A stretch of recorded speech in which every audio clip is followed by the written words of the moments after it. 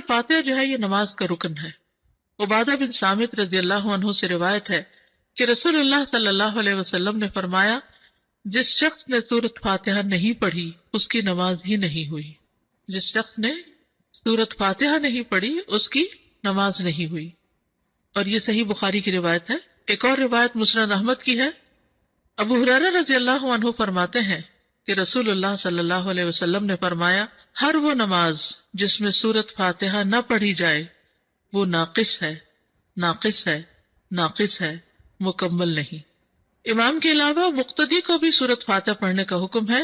نبی صلی اللہ علیہ وسلم کے اصحاب میں سے ایک صحابی سے مروی ہے، کہتے ہیں کہ نبی صلی اللہ علیہ وسلم نے فرمایا، شاید تم لوگ امام کی قرات کے دوران قرات کرتے ہو، شاید تم لوگ امام کی قرات کے دوران قرات کرتے ہو۔ آپ نے 2 یا 3 مرتبہ یہ سوال دہرایا، یعنی جب امام پڑھتا تو لگتا تم بھی کچھ پڑھ رہے ہو۔ صحابہ نے عرض کیا، یا رسول اللہ واقعی ہم ایسا کرتے ہیں۔ آپ صلی اللہ علیہ وسلم نے فرمایا، پس ایسا نہ کیا کرو الا یہ کہ تم میں سے کوئی سورۃ فاتحہ پڑھے۔ ابو ہریرہ رضی اللہ عنہ سے روایت ہے، انہوں نے فرمایا، ہر نماز میں قرات کرنی چاہیے۔ پھر جن نمازوں میں رسول اللہ صلی اللہ علیہ وسلم نے ہمیں بآواز بلند سنایا، ہم ان میں تمہیں بآواز بلند سناتے ہیں، اور جن میں آپ نے ہم سے قرات کو پوشیدہ رکھا ان میں ہم بھی تم سے پوشیدہ رکھتے ہیں، اور اگر تو ام القرآن سے زیادہ قرات نہ کرے تو بھی کافی ہے، اور اگر زیادہ پڑھ لے تو بہتر ہے۔ اس کا مطلب کیا ہے؟ مثلا ظہر کی نماز امام صاحب پڑھا رہے ہیں، انہوں نے اللہ اکبر کی، اب آپ چاہیں تو چاہے چپ رہیں، چاہے آپ استفتاح کی دعا پڑھیں، لیکن سورۃ فاتحہ تو آپ کو لازمی پڑھنی ہے، اور اس کے علاوہ قرات اگر قرآن کی کوئی سورت پڑھنا چاہتے تو پڑھ لیں، اگر نہیں پڑھ رہے تو بھی امام کی قرات جو ہے وہ آپ کو کافی ہو جائے گی، ٹھیک ہے۔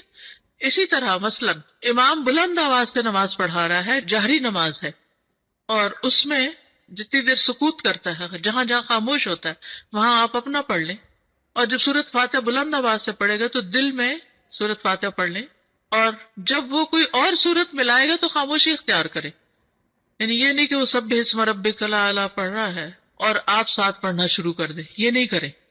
اس وقت آپ کیا کریں؟ خاموشی سے اس کو سنیں۔ اسی طرح اگر امام نماز پڑھا رہا ہے اور آپ پہنچے ہیں ذرا دیر سے تو سبحانک اللہ وغیرہ نہیں پڑھے، ڈائریکٹ سورۃ فاتحہ شروع کریں تاکہ آپ کی پوری ہو اور آپ امام کے ساتھ رکوع پہ جا سکیں۔ اگر آپ نے قرات کا کچھ حصہ نہیں پایا تو کوئی بات نہیں، پھر بھی آپ کی وہ رکعت پوری ہو جائے گی۔ سورۃ الفاتحہ کی اہمیت اور فضیلت بہت دفعہ آپ نے پہلے بھی پڑھی ہوگی، صرف یاد دہانی اس لیے کرا دیتے ہیں کہ انسان اگر سورۃ الفاتحہ پر بھی توجہ کر لے نماز میں تو باقی نماز میں خشوع آ جاتا ہے۔ آپ یہ تجربہ کر کے دیکھیے، اگر آپ نے سورۃ الفاتحہ کو کیچ کر لیا نا کہ اس کو غور سے توجہ سے ترجمے کے ساتھ پڑھ لیا، ترجمے کے ساتھ مرادی کے دل میں اس کا معنی دہرا رہے ہیں، تو آپ دیکھیں گے کہ آپ نماز میں ٹک جاتے ہیں، پھر نماز میں فوکس قائم ہو جاتا ہے۔ لیکن اگر شروع سے ہی دھیان نہیں جمع تو پھر بعد میں بھی دھیان جمانا مشکل ہوتا ہے۔ 7 مثانی کہا جاتا ہے سورۃ الفاتحہ کو، قرآن مجید میں آتا ہے وَلَقَدْ آتَيْنَاكَ سَبْعًا مِّنَ الْمَثَانِي وَالْقُرْآنَ الْعَظِيمِ، بلا شبہ یقیناً ہم نے آپ کو بار بار دہرائی جانے والی 7 آیتیں اور بہت عظمت والا قرآن عطا کیا ہے۔ یعنی سورۃ الفاتحہ جو ہے سب سے زیادہ قرآن کا حصہ ہم نماز میں اسی کو دہراتے ہیں، یعنی اور کوئی قرآن کا حصہ اتنا نہیں پڑھا جاتا جتنی ریپیٹیشن سورۃ الفاتحہ کی ہوتی ہے، نماز کے اندر بھی اور نماز کے علاوہ بھی۔ تو اسی لیے اس کو سبع من المثانی، دہرائی جانے والی 7 آیتیں۔ رسول اللہ صلی اللہ علیہ وسلم نے فرمایا، اللہ عز و جل نے ام القرآن فاتحہ جیسی سورت نہ تورات میں نازل فرمائی اور نہ ہی انجیل میں، اور یہی 7 مثانی ہے، اور اللہ تعالیٰ فرماتے ہیں یہی سورت میرے اور میرے بندے کے درمیان تقسیم شدہ ہے، اور میرے بندے کو وہی ملے گا جو وہ مانگے گا۔ کیسے تقسیم شدہ ہے؟ بہت ہی خوبصورت حدیث ہے یہ۔ ابو ہریرہ نبی صلی اللہ علیہ وسلم سے روایت کرتے ہیں کہ آپ نے فرمایا، جس نے کوئی نماز پڑھی اور اس میں ام القرآن کی قرات نہ کی تو وہ ناقص ہے۔ 3 مرتبہ فرمایا، یعنی پوری ہی نہیں۔ ابو ہریرہ سے کہا گیا، ہم امام کے پیچھے ہوتے ہیں، انہوں نے کہا اس کو اپنے دل میں پڑھ لیا کرو، کیونکہ میں نے رسول اللہ صلی اللہ علیہ وسلم سے سنا، آپ فرما رہے تھے اللہ تعالیٰ نے فرمایا میں نے نماز اپنے اور اپنے بندے کے درمیان آدھی آدھی تقسیم کی ہے، اور یہاں نماز سے مراد کیا ہے؟ سورۃ الفاتحہ، اور میرے بندے نے جو مانگا وہ اس کے لیے ہے۔ اور اگر اوور آل اس کو لے تو نماز میں کچھ حصہ اللہ سبحانہ تعالیٰ کی تسبیح ہے، حمد ہے، اور کچھ حصہ دعا ہے۔ نماز کا مطلب کیا ہے؟ دعا۔ تو نماز میں یا ہم دعائیں مانگ رہے ہوتے ہیں یا اللہ کی تعریف بیان کر رہے ہوتے ہیں، ٹھیک ہے؟ تو بندہ جب اللہ کی تعریف کر چکتا ہے اور پھر اپنے لیے دعا کرتا ہے تو دعا قبول ہو جاتی ہے۔ جب بندہ الحمدللہ رب العالمین کہتا ہے تو اللہ تعالیٰ فرماتا ہے میرے بندے نے میری تعریف کی۔ جب وہ الرحمن الرحیم کہتا ہے تو اللہ تعالیٰ فرماتا ہے میرے بندے نے میری ثنا بیان کی۔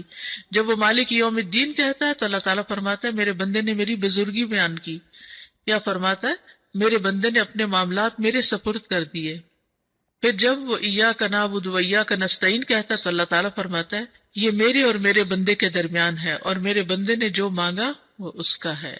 اور جب اہدنا الصراط المستقیم صراط الذین انعمت علیہم غیر المغضوب علیہم ولا الضالین کہتا ہے تو اللہ فرماتا ہے یہ میرے بندے کا ہے اور میرے بندے کے لیے ہے جو اس نے مانگا۔ پھر ہدایت کیسے نہیں ملے گی؟ انشاءاللہ ہدایت ملے گی، کیونکہ اللہ نے وعدہ کر لیا۔ اب آپ دیکھیے، اگر ہم نے اللہ کی تعریف کی اور ہمیں سمجھ ہی نہیں آئی ہم نے کیا کیا، ایسے ہی بس تعریف کر گئے اور دعا مانگتے وقت ہم تھوڑے سے متوجہ ہو گئے، تو پھر ہم کیا کر رہے ہیں؟ تو سورۃ الفاتحہ کی ایک خوبی یہ ہے کہ یہ اللہ اور بندے کے درمیان تقسیم ہے۔ سفیان کہتے ہیں مجھے یہ روایت علاء بن عبد الرحمن بن یعقوب نے سنائی، میں ان کے پاس گیا، وہ گھر میں بیمار تھے، میں نے ان سے اس حدیث کے بارے میں سوال کیا اور انہوں نے مجھے یہ سنائی۔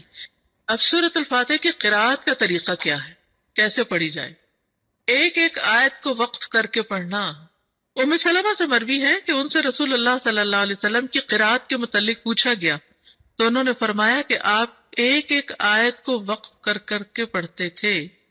پھر انہوں نے سورۃ الفاتحہ کی پہلی 3 آیات کو توڑ توڑ کر پڑھا، یعنی توڑ توڑ کے یعنی کہ آیت بیچ میں توڑ دی، بلکہ ہر آیت پہ وقف کیا۔ بسم اللہ الرحمن الرحیم، الحمد للہ رب العالمین، الرحمن الرحیم، مالک یوم الدین۔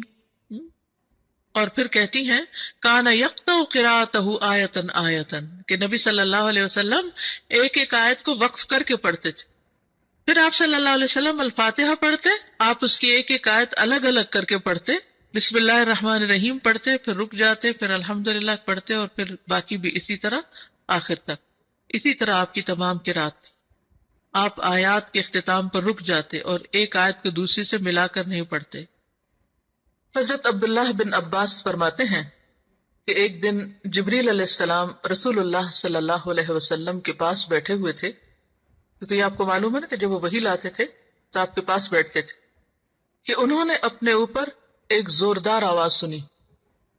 انہوں نے اپنا سر اٹھایا، پھر فرمایا یہ آسمان کا ایک دروازہ ہے جو آج سے پہلے کبھی نہیں کھلا۔